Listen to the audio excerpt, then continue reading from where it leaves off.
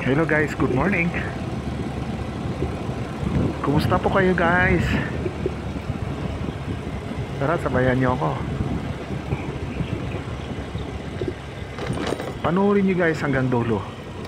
Baka naman may makukuha kayong idea. Ayan, sinusundan natin. Ayan, kita nyo. Bigla lang lumiko, hindi man lang nagsignal. Hay buhay. Kailangan talaga na mag-signal tayo bago tayo lumiko. 5 seconds. Kung may higit pa, dapat nga 10 seconds before lumiko. Signal ka na. Check muna tayo. Ako guys, hindi ako madamot sa busina check ako palagi. Tapos mag-signal. Minsan nga pati aso bigla lang natakot Ginagawa mo. Kita nyo naman yan. Mas okay lang yan kaysa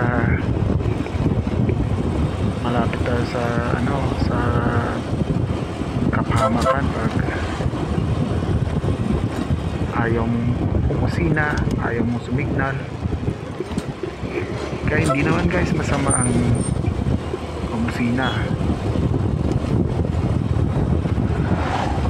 Dapat marunong tayo i-limit lang natin ba, halimbawa sa tapat ng hospital o ng paaralan, dapat iwasan natin yan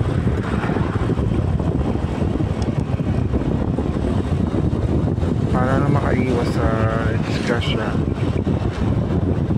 Yun din ang gagawin nyo guys.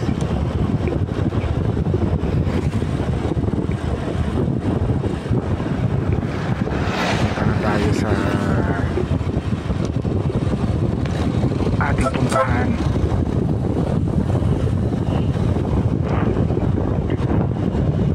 Agang aga minsan mawala bigla ang tok. Pag hindi ka preparado, lagot ka talaga. Baka matikuran nila. Yan guys, hanggang dito lang tayo. Bye.